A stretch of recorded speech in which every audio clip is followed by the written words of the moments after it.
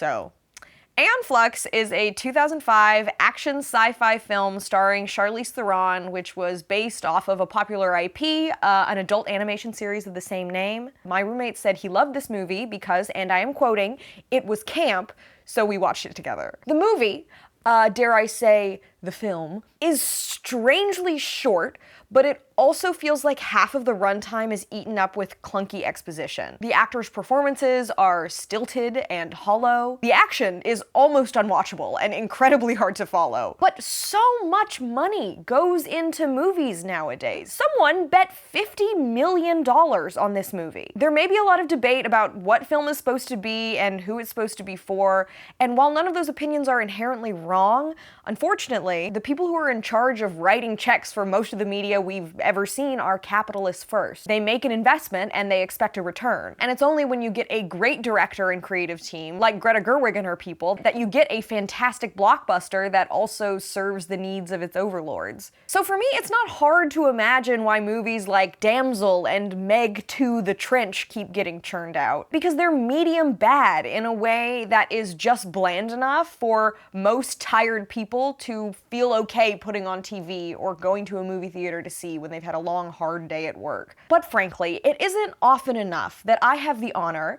nay, the pleasure, of finding a movie that is so bafflingly off-putting that only a flesh and blood human could have made the mistakes necessary for it to be as bad as it is. And I found that in Aeon Flux. So, what went wrong? The story goes like this. Aeon Flux is a secret agent working to dismantle Trevor Goodchild's authoritarian government. She is sent to kill him, but upon meeting him, finds that she isn't able to do it and ends up falling inexplicably in love with him. Other things happen, but most importantly, she discovers that 400 years ago, a disease wiped out all of humanity except one city and left the remaining humans infertile. Everyone in her world is actually just a clone from a finite number of embryos, and in different lives, Aeon and Trevor were married. She and Trevor discover that humanity was starting to heal, and his evil brother was actually killing women who had gotten pregnant naturally. So they destroy the bank of embryos in the regime and start civilization anew. Hooray. It's kind of a tough plot to grasp from the beginning, and even as it was released, it felt like no one liked it, not even fans of the show. But it's also not necessarily the script's fault. So the MTV show had been a popular IP for years, but its whole vibe was very avant-garde. It mainly follows Aeon Flux, a sexy assassin, and Trevor Goodchild, her sworn enemy slash occasional love interest slash autocratic dictator who she's always trying to vanquish. The first 2 seasons had practically no dialogue, and the story was totally non-linear and not, well, coherent. A few times, Aeon would die at the end of the episode, only to seemingly be resurrected at the beginning of the next one without any explanation whatsoever. And apart from being just generally vibey, the characters don't really have any personalities to speak of. It's clear that Aeon is a badass, but she doesn't talk much, and she doesn't really reveal anything about herself, and she speaks in this cool and collected monotone, so it's kind of hard to see her as embodied as like a real human actor and not a cartoon. Go to hell. Will you fly me there? You know, some people are never meant to be together. I watched a few episodes of the 3rd season, which is easily the most traditionally plotted compared to the first 2, and I didn't like it. It just felt like one of those pieces that I might enjoy more if it were played in a loop in an art museum. You know, it's like no thoughts, all vibes. But even if I were the type of person to be interested in that kind of show, I could tell from the first 5 minutes that it would be incredibly hard to stay true to the nature of the show while also making a movie with a plot and character development. Or even an outfit for Aeon that doesn't look like one of those ridiculous skim swimsuits that you can't even wear to any kind of public place for fear of sitting down and becoming a sex offender. But all that being said, really, the plot of the movie, which I just described to you, was actually pretty straightforward, if not a little silly. That being said, my absolute first thought watching it is that things are already going poorly. Some call Bregna the perfect society. Some call it the height of human civilization. But others know better.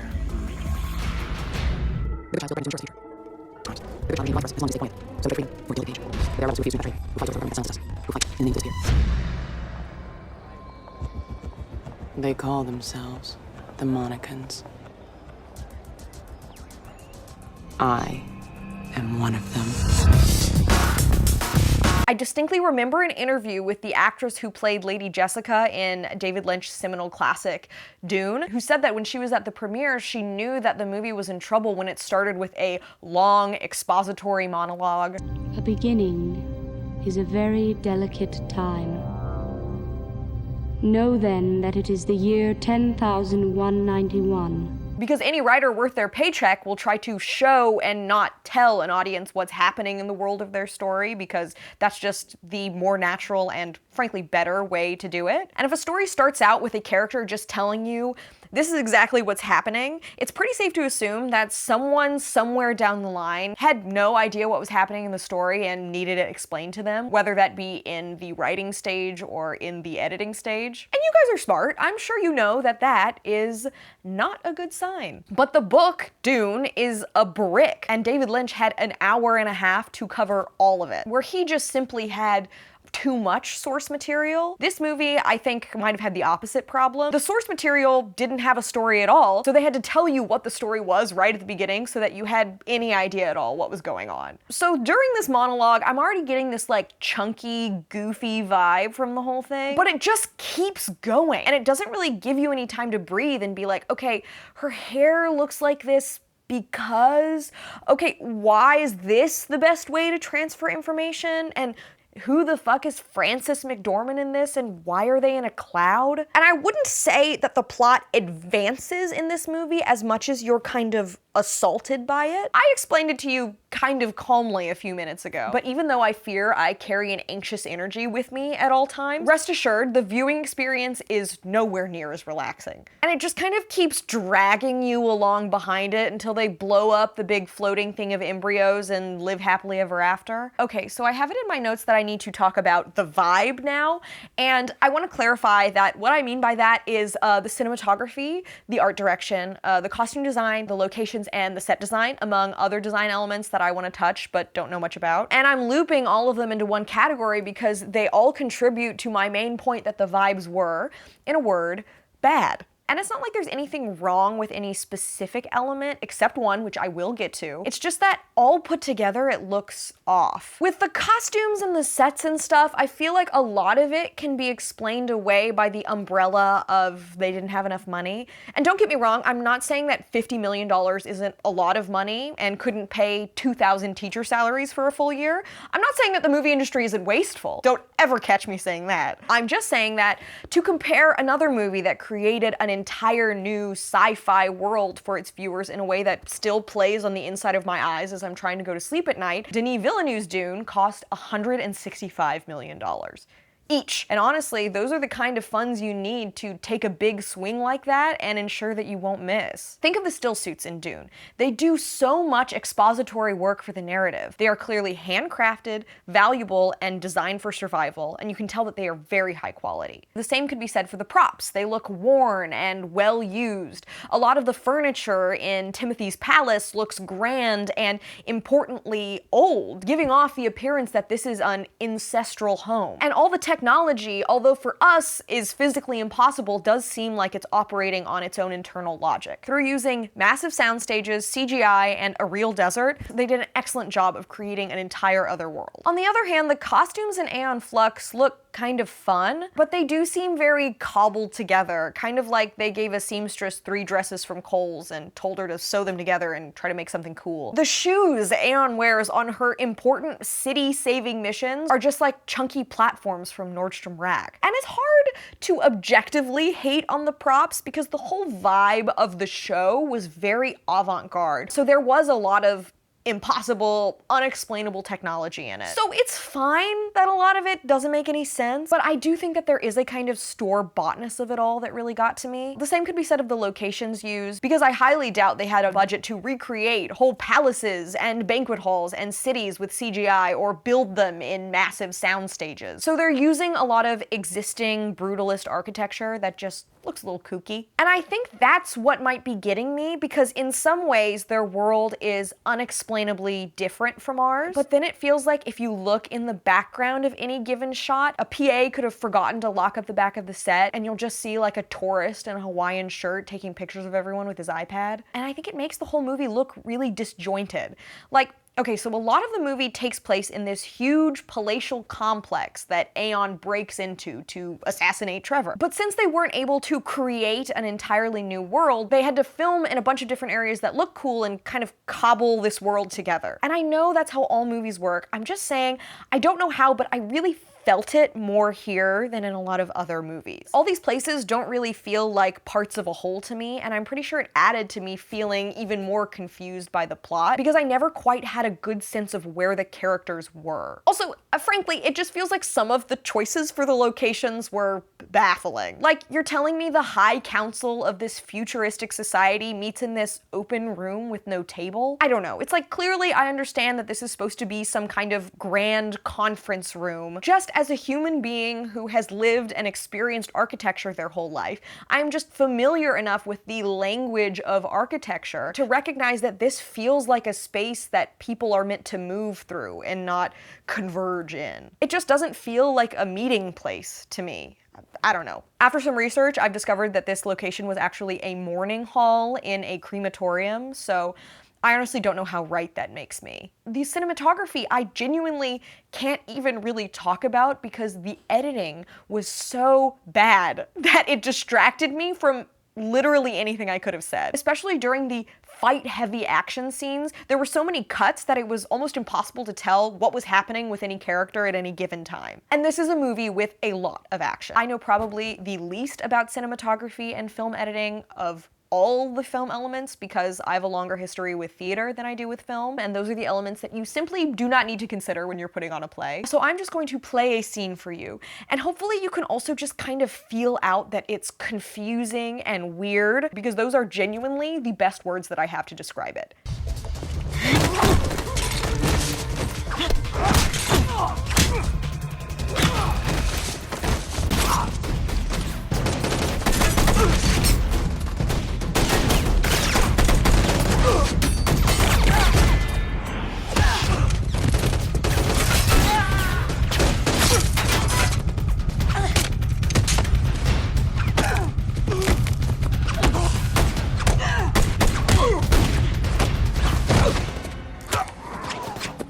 Okay, here's some more thoughts. It's disjointed. It's hard to follow. The cuts are abrupt. It's, bad.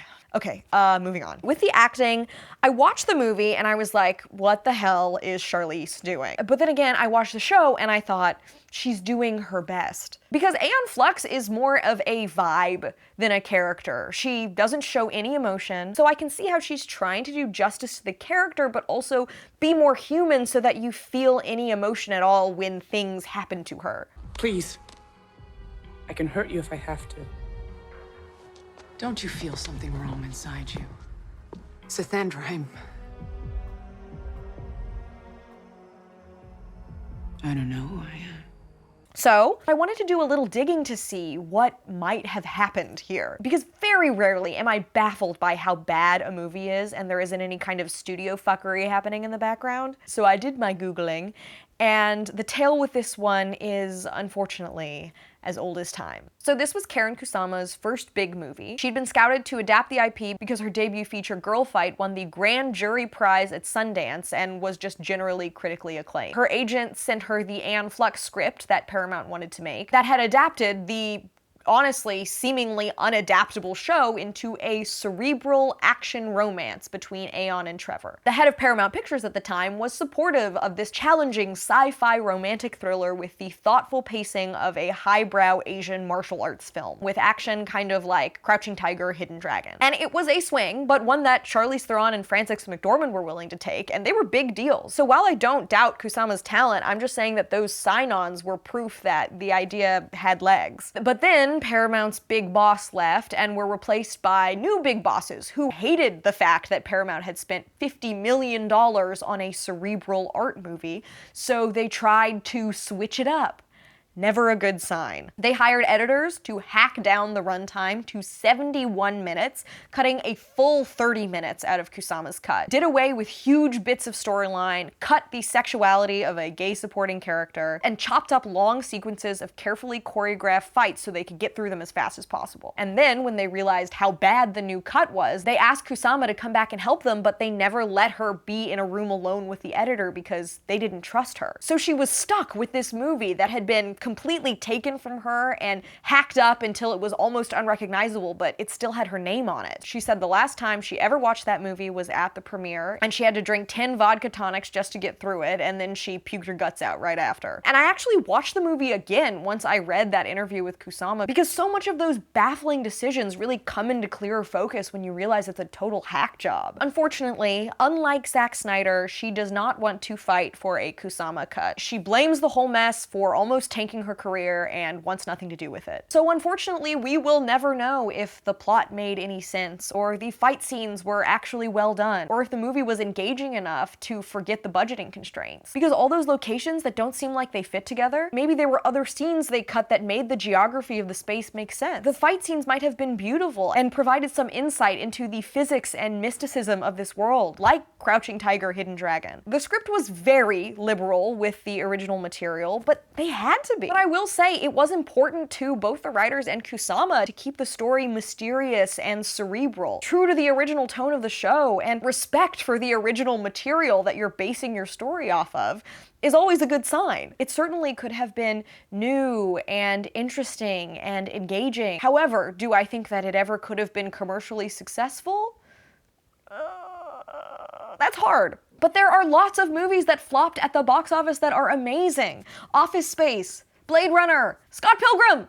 And in terms of whether or not this movie was ever good, I mean, there's no way to be sure whose fault it really is, but I'm willing to bet real money that at least 70% of the whack came from that last edit. Hell, the studio might have even pulled a Blade Runner and added that stupid voiceover almost as an afterthought once they realized that they cut out almost all the exposition. All that being said, a lot of my earlier criticisms came from the movie not looking like Dune, saying this would have looked better if it had more money. I mean, so would I. But I would offer the original Star Wars as kind of a counterpoint, because that started out as an $11 million project, and it created the most famous and universally engaging sci-fi story of all time. It might have been a little easier for Star Wars to get away with, because the aesthetic of a lot of the settings of the first movie, the Millennium Falcon, Jakku, are all supposed to be a little dingy, and on top of all that, I mean, creating a high-tech, sprawling, gleaming megalopolis would have been a lot harder than making this,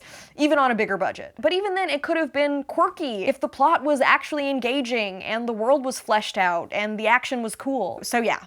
Just another case of a studio not believing enough in a movie. They got scared that since they didn't understand the project, no one else would, and they were never gonna get their $50 million back, and they freaked out, ruined whatever it could have been, and almost ruined the director's career because of how universally panned the movie was. We will never know if it made any more sense. And unfortunately, we'll also never know if this team could have made an immersive, iconic sci-fi world with more money, because they made the movie with all the money they had. The studio gave them 50, they had to work with it. So yeah, I wish all of this was a lot more exciting, but unfortunately, like most things in this world, this movie is just another product of capitalism breeding innovation. What else is new?